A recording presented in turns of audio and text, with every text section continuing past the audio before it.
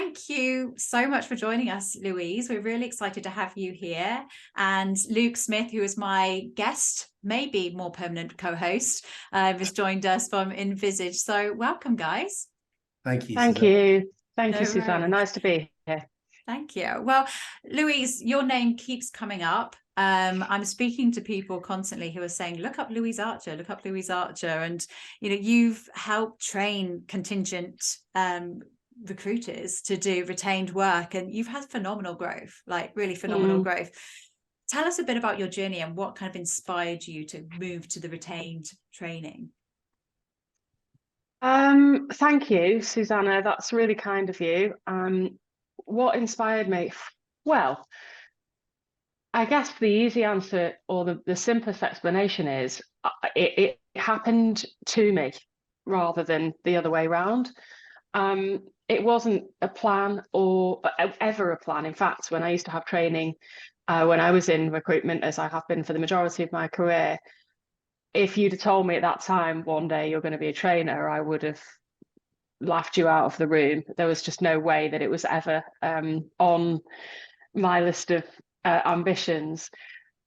So no, it definitely wasn't a plan. But what happened was I was a contingent recruiter for a long time. And as I kind of got to the stage where I was growing up as a kid, teenager, late teens, early 20s, in my 20s, I was playing hard as much as I was working hard, and the kind of thrill of the chase was okay. I could deal with the not really knowing what was going to happen, and something's happening and something's not. But as I got older and I had children, and I actually ended up a single parent, and the time that I spent on my work was much more precious, and I wanted to be spending as much time as possible with the children, I started to get really frustrated when I'd work on stuff, and through no fault of my own, it wouldn't result in a fee. And I knew that I had the capability to do the job, and I knew that if anyone could do it, I could, and I would give it my everything.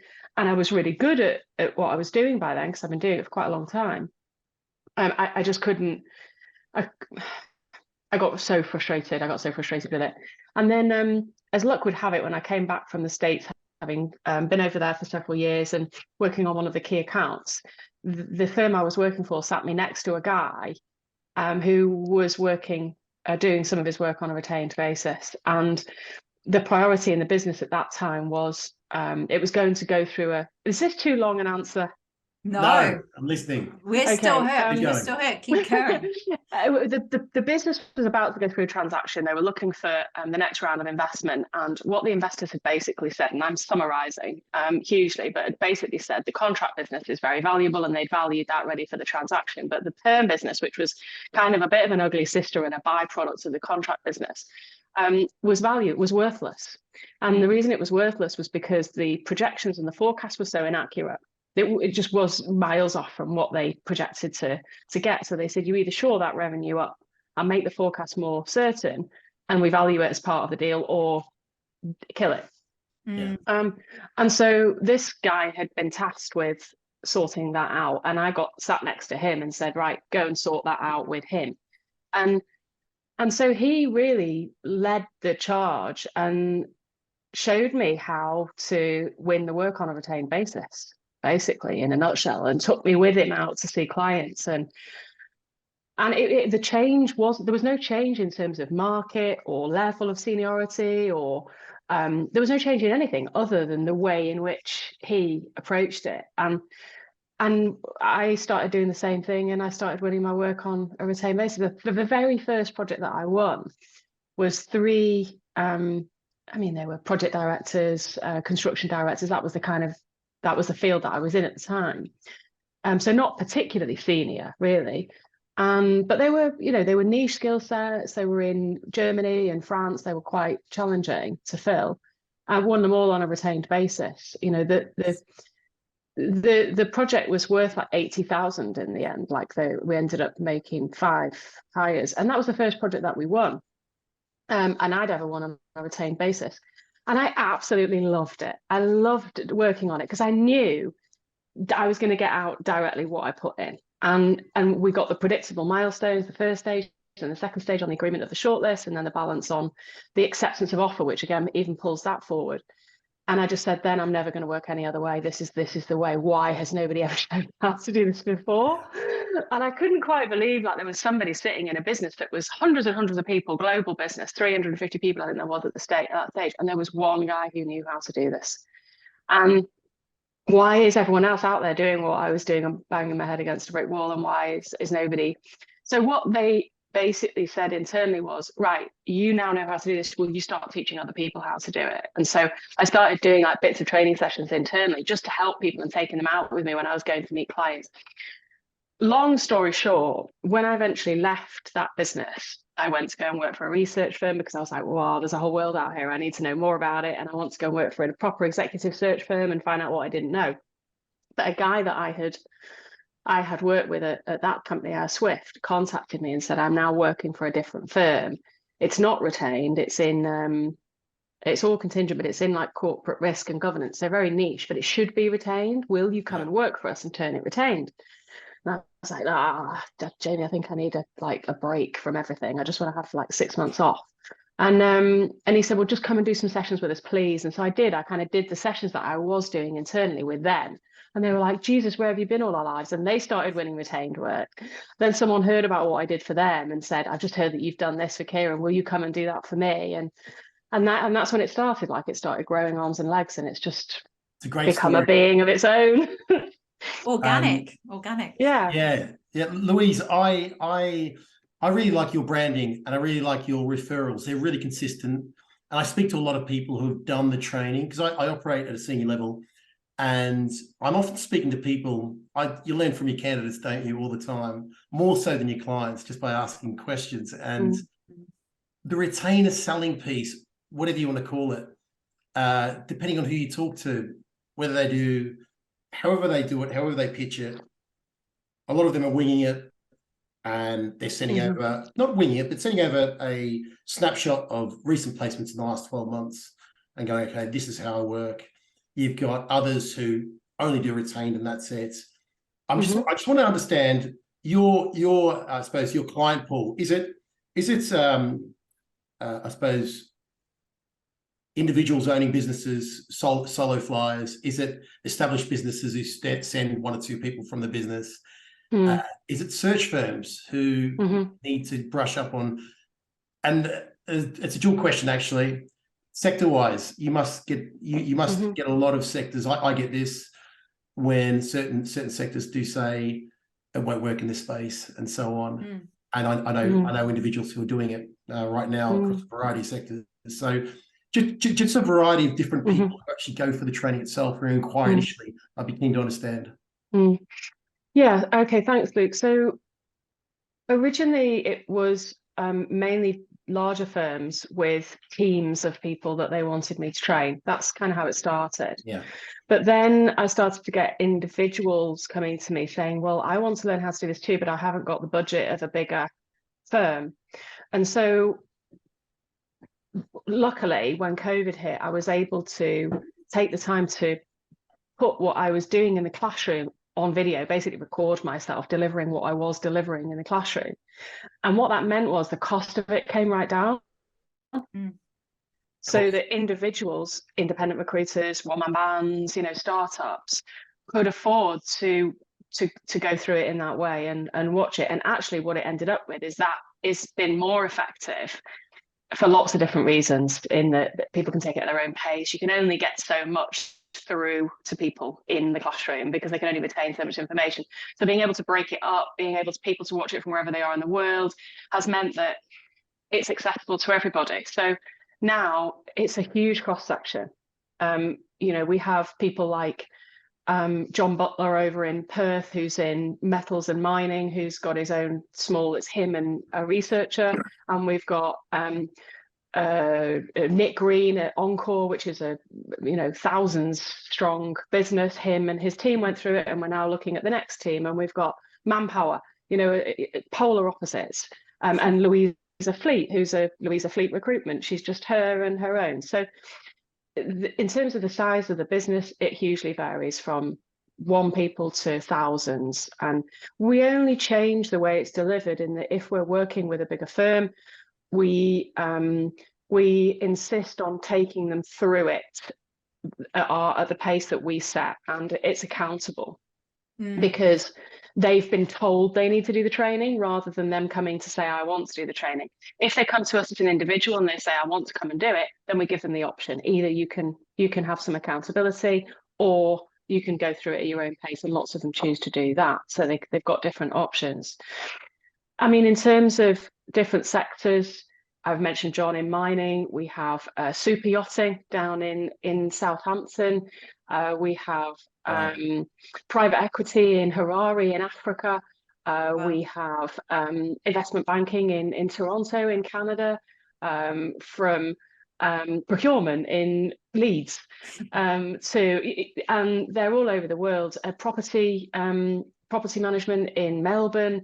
I mean, Nice. tech in Japan, you name it, they're literally polar opposites. And Yes. how many people do you have within each course? And what's the length of it typically? How long will it go from go to woe? Well, if you when you join us, you have 12 months access to all of the training. Gotcha. So you can watch it as many times as you like, and you can self-pace it. So what people say when some people dive into the community and say, right, what's the best way of doing this, guys? Like, give me some tips. And quite a few people say, watch the whole thing through first. Like, get a cup of tea, get a gin and tonic, whatever floats your boat, and just not all in one go, by the way. Don't watch it all in one go. You'd need to lie down in a dark room if you did that. But just let it wash over you the first time. And then the second time, we give a suggestion of a schedule which takes you through it over 8 weeks. Mm. And each week you watch a certain section, you carry out the exercises, and you implement those pieces of that section, and then you join a live coaching session. So there's live coaching sessions every week in the calendar, and you can just jump into whichever one works best for you. Love so that. You have 12 months access to that, and you can do it at whatever pace. You can pick it up, put it down. Some people say I just do like 10 minutes at a time. Some people say some people will binge it over like a few weeks, and that's up to you. If we're working with a larger company where we need to hold them accountable because they haven't come to us saying, I want to do the training, it's their firm that's putting them through it, then we set them the 8-week schedule, and we actually fix the coaching sessions in the ones they're going to attend, and they must attend those sessions, and they must have done the preparation work in preparation for those sessions. And that makes them accountable, definitely. I think it makes perfect sense. Now, I'm going to just put myself out there. It's a bit embarrassing, actually, and you're probably going to hit me across the head for it. I hope not. But I've been in recruitment for 13 years, right? Just doing contingent. And I know I need to do retained, but I'm scared, right? It's the pressure. It's the pressure of it. It's knowing, I know that I can fill a role if I contact X amount of people and I really put my mind to it.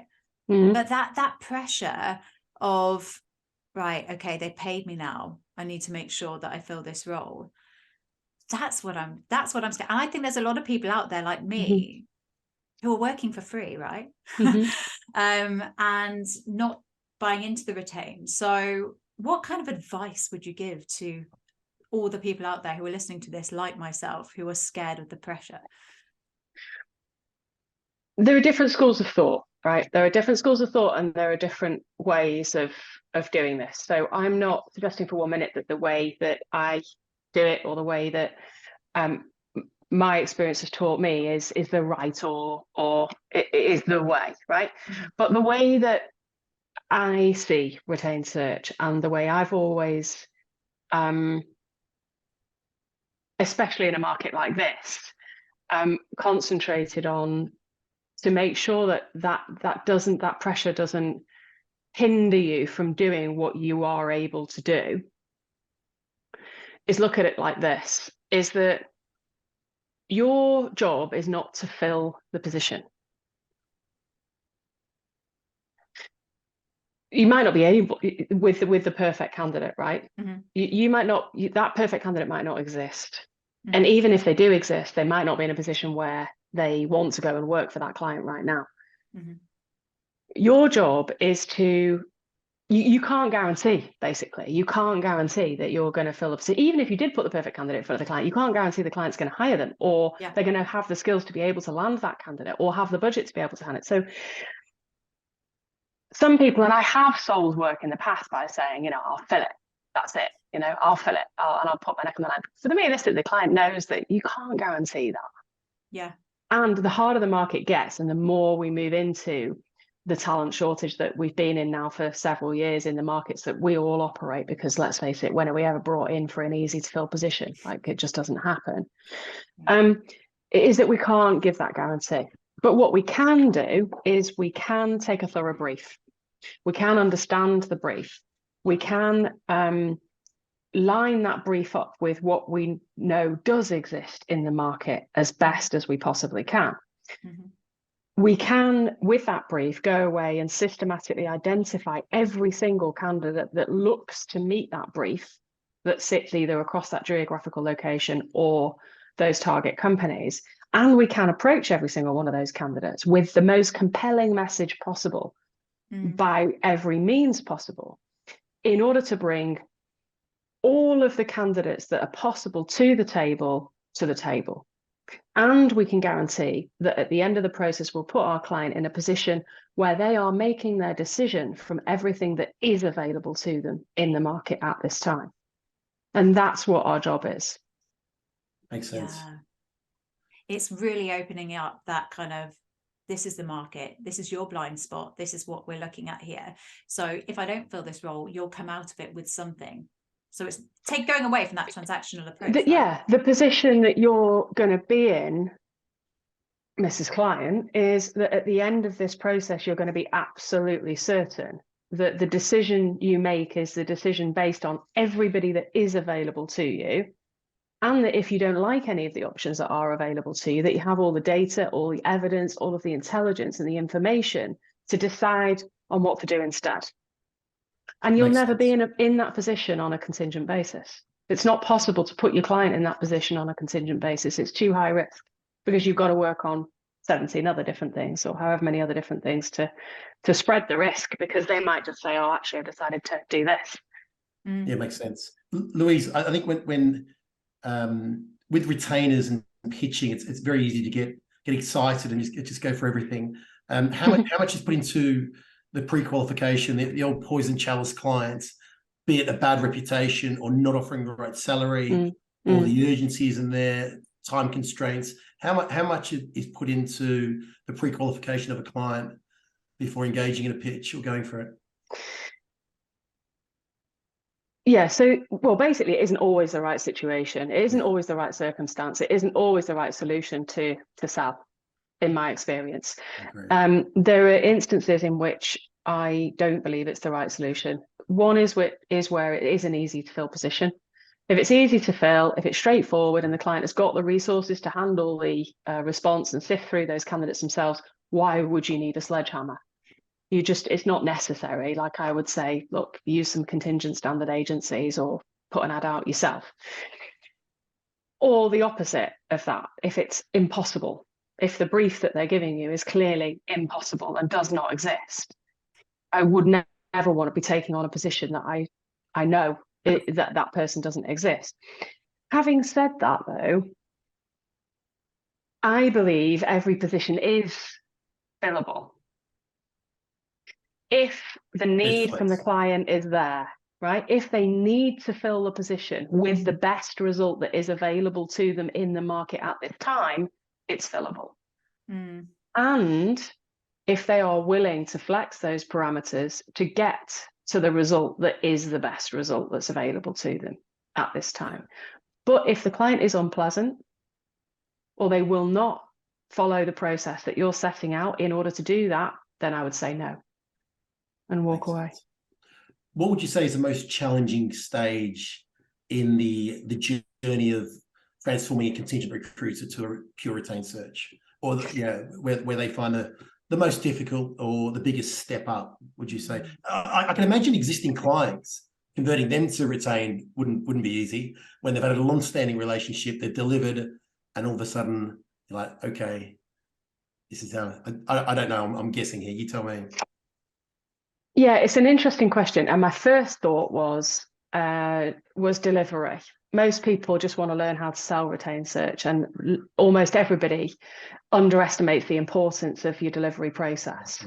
So that reaching the best result that is available to everybody in the market at this time is not a process that we're familiar with. It's not a process that we use when we're working on a contingent basis. Mentally, we do a lot of it. Mentally, we're doing a lot of sifting and a lot of, oh, no, they're not right. No, they're not right. But in order for us all collectively, with the client being the slave to the problem as well as us, to reach that result, they need to have visibility of that as well. Makes sense. And we're not accustomed to doing that. We're operating like this as a contingent recruiter behind the scenes, making lots and lots of decisions. If we don't involve the client in those decisions and have visibility of it, they can't be certain. They don't know that they're in a position that they're making their decision from everybody that's available to them, if you see what I mean. So understanding the delivery process is often one of the challenging bits, which is why in our training we start with that. Yeah. Yep.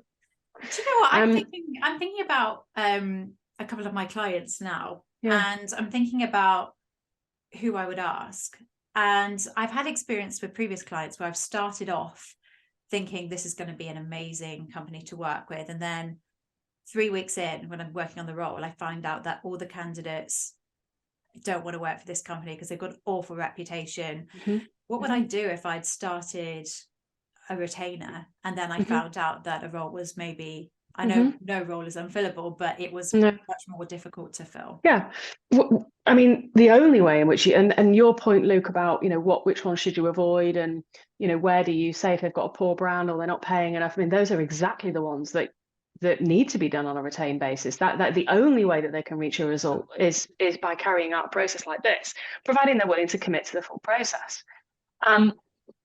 The only way to solve that situation for that client, and that's the kind of work I love doing now. Like, I gravitate towards companies that struggle, companies that aren't paying well enough, or that's brands are poor, because I know that's where I can have the biggest impact, and that's where I can add the most value, and that's where I've got a client at the end of it going, oh my God, this girl's incredible, because if you can help the people that are in the most difficulty, then the rewards for you are the greatest.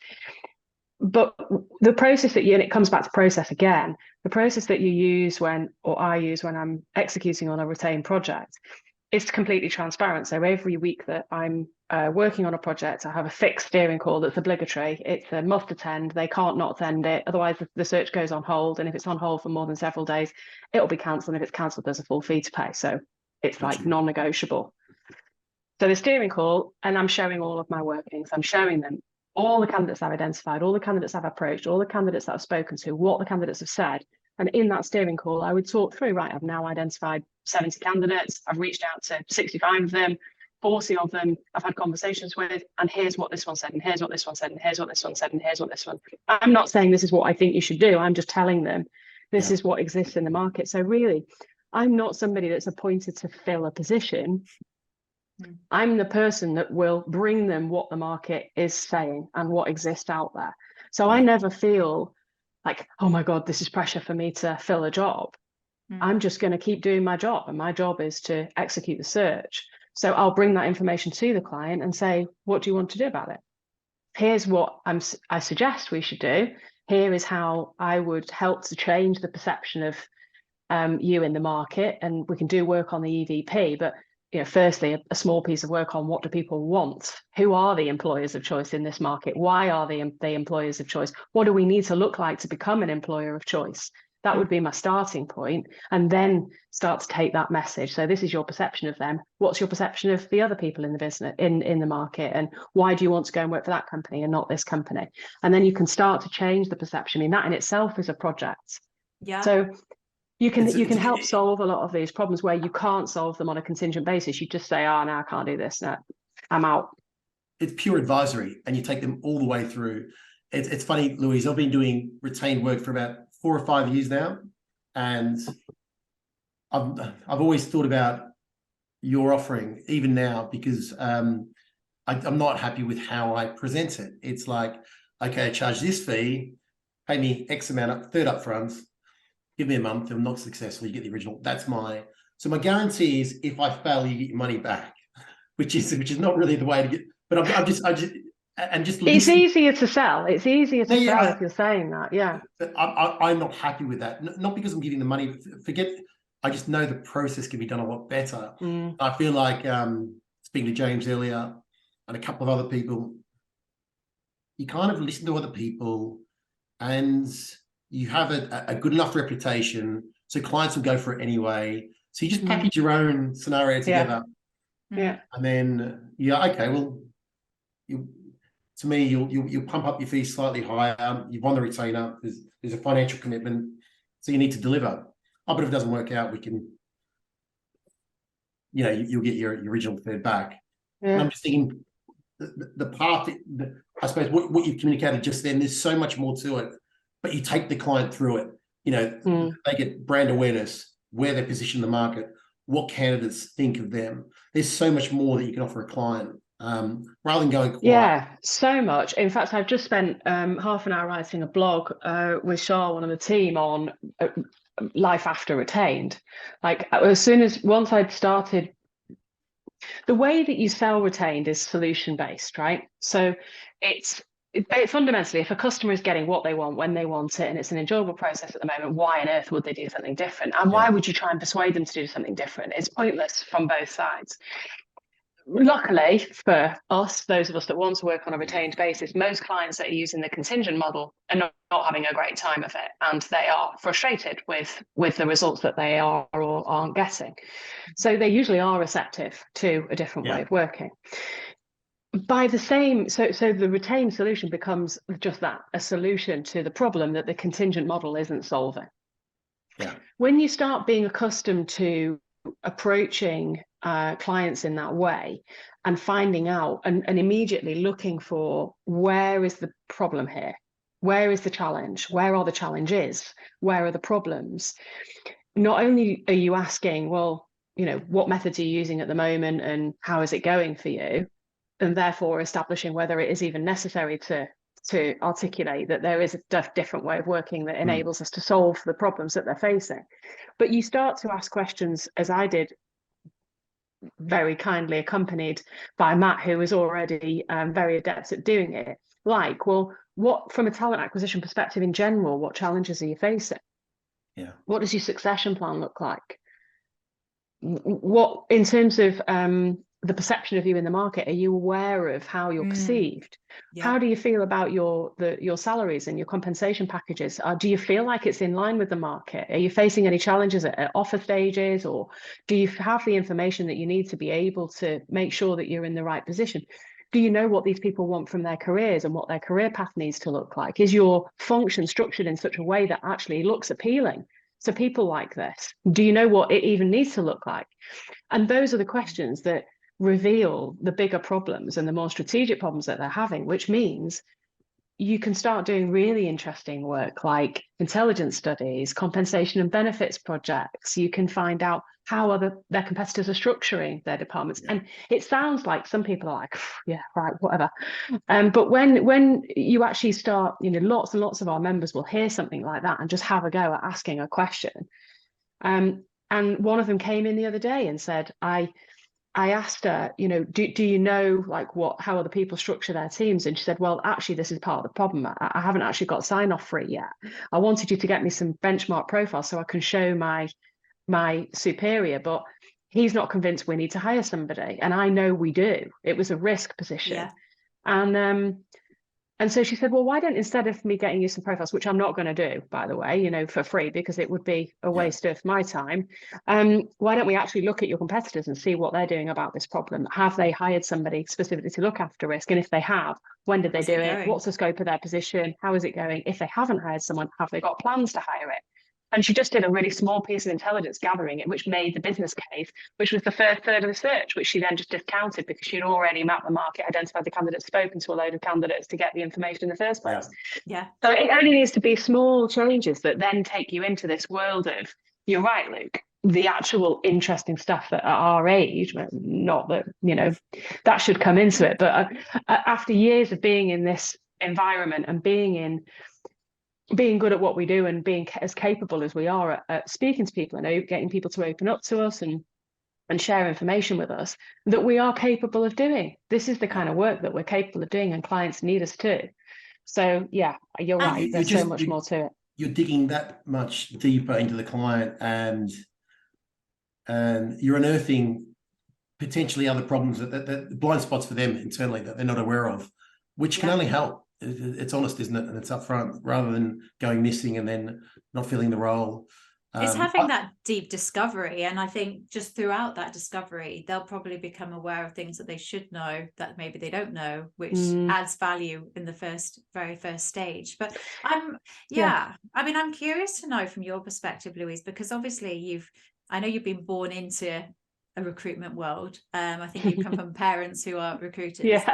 And you've clearly mastered a really great program, and you're great at the whole retained side. When have you got it wrong, and what did you learn from that, would you say? That's a good question. God, I get things wrong all the time. I missed parents' evening last night. I missed parents' evening. No. But you'll make it up. You'll make it up. Everybody makes mistakes, right? And nobody's perfect. When have I got it wrong? Like I mean, all the time, like all the time. I get things wrong all the time. I think I used to think that taking the retainer was the guaranteed fill. The return on that was a guaranteed fill. And now I know now that's not the case. You know, that's a massive learn for me. That's a huge learn for me. I used to feed candidates through a retained process, thinking that and the great thing for me in that situation is I could win against the Shreks. I could win against the Spencer Stewarts and the Heidricks, because they wouldn't fast track candidates through ever under any circumstances. And I learned the hard way that isn't the right thing to do. I was gonna ask you about that. It's absolutely not a good thing to do like this. So I got that wrong completely. I noticed that early days when you're going in, you think you're and you go back and you're so eager to work in it, and then nothing's landed in the account, and then 3 weeks later you go, what's going on here? I'm dedicating my time, my energy doing it, and it's like, you learn the hard way, and there's a reason why they hold fire until the initial third's paid. Yeah, I mean, no, and not that too. Yeah, I mean, I've been burnt, but actually, I think I've come a full circle with that now. Like I was burnt by working on it before we got the retainer, but now I will never work with that client again if they don't then come through. Yeah, I was going to say, I was going to check that if it's a trusted client and Yeah, I'm fine with that. I just will put an email together just to say, look, we're starting the search in good faith in accordance with the terms of this proposal, even though we haven't received the first payment or the signed terms. So that just if I did need ever anything, I've got something that said we're starting in good faith. Makes sense. And that would help. But what I mean by not fast tracking candidates through is, as a contingent recruiter, as soon as you find somebody, you need to send them over. You have to send them over because somebody else might get there first, right? When you're working on a retained basis, that bites you in the arse really hard most of the time. Of course it does, because you've got lots of different, there's sort of roughly three scenarios that can happen. Either the candidate is really, really good, and that's maybe why you thought, I'm gonna need to send them through before we've even finished mapping the market or identifying all of the options out there. And the client sees them, meets them, goes, oh my God, they're perfect, and then for whatever reason can't land them because they've probably got other stuff going on, right? And then no one else measures up to that person. Everyone they see is, well, not quite as good as that. Such a good point. Which means you're almost setting yourself up to fail in the first instance. Or the candidate's not very good, and they see them and they're like, they're not quite right. And then they doubt your ability to be able to come through or even understand the brief fully because you've sent someone through that isn't right. Or the other thing that it does, and it does all of these things sometimes, is, or it does this as well, which is make them think that there's just an endless supply. And it's very difficult to put an end to a project. And again, I've just written a piece of guidance on this, but there needs to be a start and an end for the project. And if there isn't, you end up hemorrhaging profit and you end up just working continuously because you might find someone else. It needs to be very clear from the start that the parameters are, I'm going to take the brief, I'm going to go away and I'm going to identify all of the people that look to meet that brief, and I'm going to approach them all with every means possible, and I'm going to bring as many details as possibly can, and I'm going to assess them, and then we're going to sit down and we're going to look at the results of everything, and we're going to select which ones we're going to interview. And at that point, the search stops. There's no more. There's no more candidates. That's it. And they have to make a decision then. It's funny you say that, Louise. That's a learning in itself. Yeah. I'm guilty of that, as in when I take on a retainer in the past, what I've done, even contingent, I'm like, look, bear with me. I've spoken to, I put 10 people forward tomorrow, but they're not right. 2 of them are at an interview, but they're not right for your role. And they get that and they respect that. But when you're paid a retainer, you feel like you should be presenting, individuals throughout the process to show you're willing. And then in the past, it's like I knew people were at best 50-50, and then just putting them forward and almost just delaying the process. But just to show that there's but you're right, it's not, and this is all things that they end up, there's an exception to it, right? I won't fast track candidates through or send candidates through the client I haven't worked with before, or if they're not absolutely certain that they know what they want when they see it and will move forward to offer having not seen anybody else, then don't do it. Like, it's completely pointless, because they see it and then they go, oh yeah, well, we'll just see what else is out there. And then you're going to lose that candidate anyway, because that candidate will know damn well what you're doing, because there'll be a stall between the interview and then what happens next. So you're going to lose them anyway. And the client is then perpetually going to think there might be something better. Yeah. The only way that you can drive most of these projects to a result, especially in a market like this, is by putting all of the options in front of the client at the same time and saying, here are your options, and there are no more. This is it.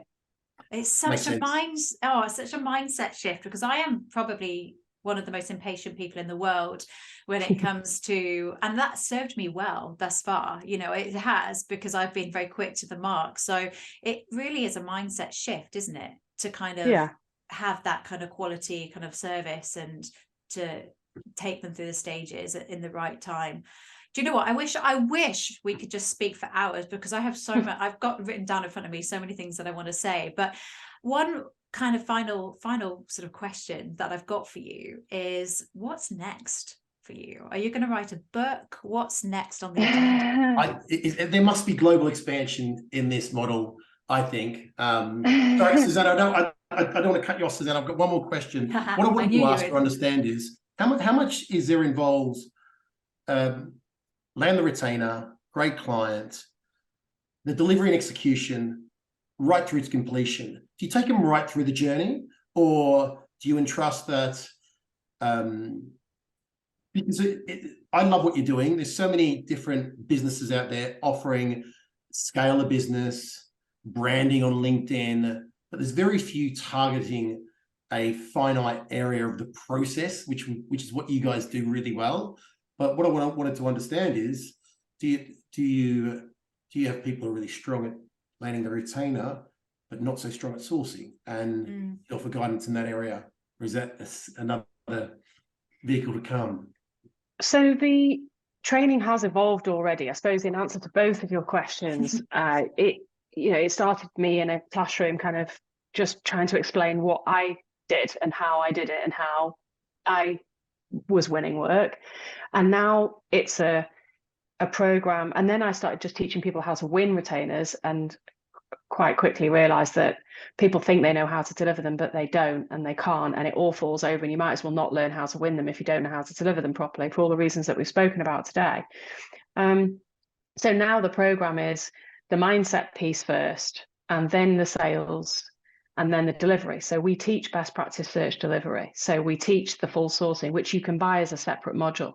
Okay. So if you're a researcher and you just want to learn the delivery, then you get the mindset and the delivery piece. And if you're a salesperson, you want to know it all, then you can learn it all too. And that's with the live coaching, and it's a combination of videos and the community and all the stuff that we do to help make sure that everyone's supported. Mm-hmm.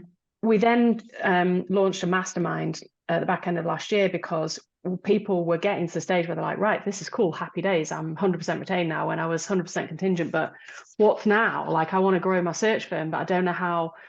Researchers are a bit different from recruiters. Like, how do you pay them? How do you reward them? How do you grow a search firm? Because it's not like a contingent business. And what else do we get? Like, how do I get to the C-suite? Like, it's a bit different when you get up into real C-suite, non-exec, that kind of world. What's the difference, and how do I get there? or you've talked about pipelining and intelligence projects. Like, tell me the nuts and bolts of that. How do you charge for it? How long does it take? How do you deliver it? What should the reports look like? So that's the stuff we do in the mastermind, which we only launched at the back end of last year, which is really exciting, which is just a small group that's gradually starting to grow as people progress through the first course. So that's growing, and it's turning into a being of its own. That makes sense. Yeah. So that's my focus, really main focus at the moment is the mastermind. The international expansion, we're already in, I don't know, we should probably count the countries, but I don't know how many countries, but lots and lots and lots and lots. The US is a huge market for us, so we're doing much more in North America than we were before. It was probably in about 15% of our business midway through last year. We're probably getting on to be like 30% of our business now. Really? And the team continues to grow and just get better and better. So I keep saying to them, when you don't need me anymore, just tell me, right? And I'll go. But they kind of do need me. There is something else. I've got one more thing like up my sleeve that I haven't told anyone about yet. So in terms of what's next, then it's not a book though. I'll tell you that it's not a book. I was going to ask about the books. I was hoping that you might be writing a book.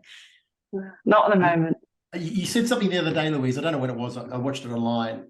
And you said, I suppose your happiness is less about the business being successful. It's more about seeing your customers or clients transform and just hearing their wins.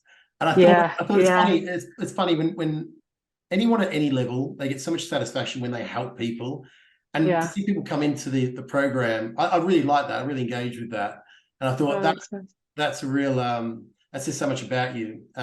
You're talking so much about how much it means to you to see people really progress. Oh, it makes me emotional. Yeah, it really does. Like, I'm quite an emotional person anyway, but it does. That makes me emotional. With me, and it would, because it's just a bank account, successful or not successful, but you're developing people in the best possible way. To me, that's amazing, and all credit to you for doing that. And it makes you stand out, definitely. Oh, thank you. The passion resonates. Yeah, Suzanne, I've got one more question, and this has been on my mind. Oh, Luke. And that's it. I know we've gone over, but Louise, is it difficult? Let's get it. If it's not a difficult one, but you have to answer it. Okay. What is the biggest pitch retainer win that you've heard of? Oh, I like that. Fee value wise, don't have to talk about the person, sector. Oh my God! I mean, loads. There's loads all the time. Luke's looking so smug with that question now. He's like, oh no, I do like hearing about. He's like, I've got her. I think the biggest single win. I helped one of our participants to land his first ever retainer, and it was a $500,000 base. For a single retainer, not a single retainer. $500,000 base. It was a $500,000 base salary hire. Was that UK or US? US, San Francisco. Yeah, it was a fee of £90,000 GBP. You need a little 0.5% uplift on commissions for future fees, don't you? But that was the biggest single one. The others are big. I mean, we get like there's one. It reminds me of there's like 1.2 mil, but it's like a multi-hire. Rolling monthly retainer, that cumulative value. Interesting. Legal do a lot of partner and team moves in that space, and they can go really high for some of the fees. But that's interesting, actually. That's mad. But that was the biggest single win that I can remember. Let me just, it's Corey I was thinking of. Let me just see if I can get it right. My memory's not very good. That sounds like a cop-out, but it really isn't. So am I allowed to share my screen? No.